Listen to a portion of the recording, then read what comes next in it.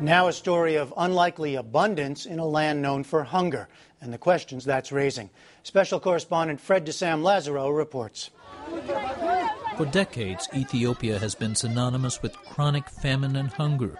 Even today, at least 5 million people depend on food aid to survive. But a growing number of foreign investors are discovering a little-known fact about this East African nation. Ethiopia has vast acres of fertile, arable land. I want to welcome you all, in particular our guests from Japan and Pakistan and India.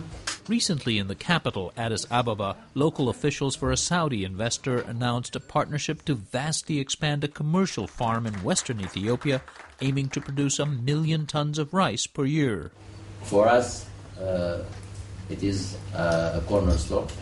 I think others will follow as well. Others will likely come, and still others have already come. Over the past 2 years, by some estimates, 50 million acres of African farmland was leased to foreigners, most from the Middle East and Asia, for up to 99 years. That's about twice the arable land in all of Germany. The cost to lease land in Ethiopia is cheap, and there's lots of it. So why aren't local farmers growing more? Esaias Kebede with the government's Agriculture Investment Agency says they use only a fraction of the 180 million acres of land and lack the technology needed. Productivity is very low due to technology. Most of our farmers are plowing with ox. That's in sharp contrast to the carefully irrigated and fertilized commercial farms, like this one owned by a Saudi group. It raises specialized crops, melons, green beans, radishes, artichokes. 300 people work here. Most are subsistence farmers themselves, and for some, employment has improved life, even allowed for a bit of dreaming. Previously, we couldn't afford vegetables. It used to be a novelty. Now we eat them regularly. I would like to invest in my kids' education. I never forgotten education. That's why I'm in the state I'm in today. I'm continuing to receive knowledge. If I'm lucky enough to get married, I'll start a family and hopefully with some seed money, start a farm like this one. There's one big problem that some economists and government opponents see with all of this. They say the benefit to ordinary Ethiopians is minimal. To begin, all of the produce is intended for supermarkets in rich countries, in this case Dubai. Merara Gudina is a political science professor and member of the opposition Omoro People's Party. He likens it to a colonial arrangement. Food is grown on your land, and you simply see but don't eat. Where it is going? It's not for the local consumption. He says the government of longtime Prime Minister Mela Zenawi, who took power in 1992, has given land away to favored investors, that it hasn't arranged for proper compensation, bolstered employment, or managed to keep some of the food at home. For example, proper compensation to the local people, in terms of bringing real employment to the local people, and also in terms of retaining the food, some of the food for the internal consumption. Instead, he says commercial farms displace small peasant growers and herders. He cited a 17,000-acre farm near the western town of Bako. It's been leased to an Indian company which is planting corn. These small farmers say this development has come entirely at their expense. How many people used to farm on land that is now farmed by the commercial farm?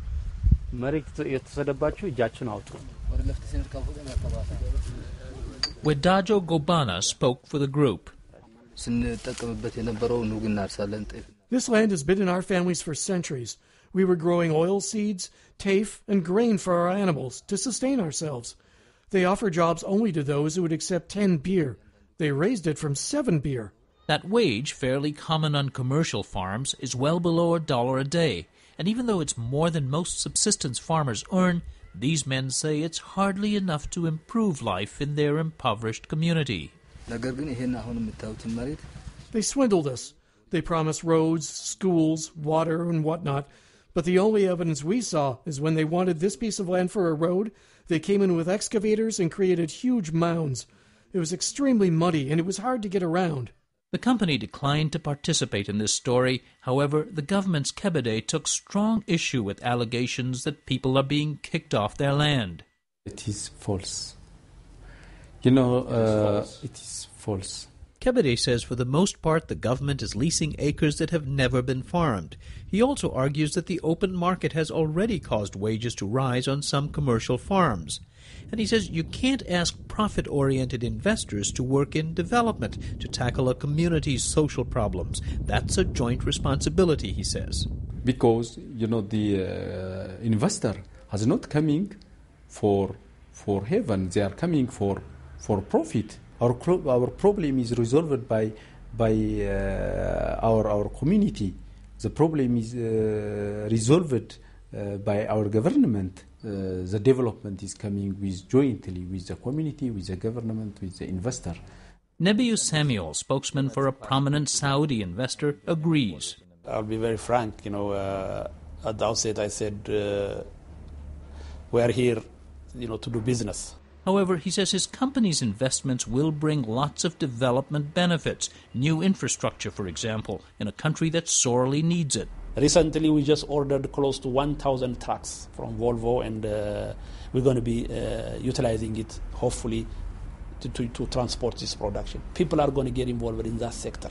And then the other, attending, jobs, around that, the fuel suppliers, the food suppliers, the restaurant man, the hotel man. I mean, it's immense in terms of employment and job opportunities. And this is where people can really think positive rather than saying, money is coming from outside. Many experts say Africa's vast pastures could be the world's next breadbasket. They say the world's supply of arable land is dwindling due to urban development, climate changes, and soil degradation. Lamordia Tambiano of the UN's Food and Agriculture Organization says African land leases could work if handled correctly. So this is a potential win-win situation, is what you're saying. Absolutely.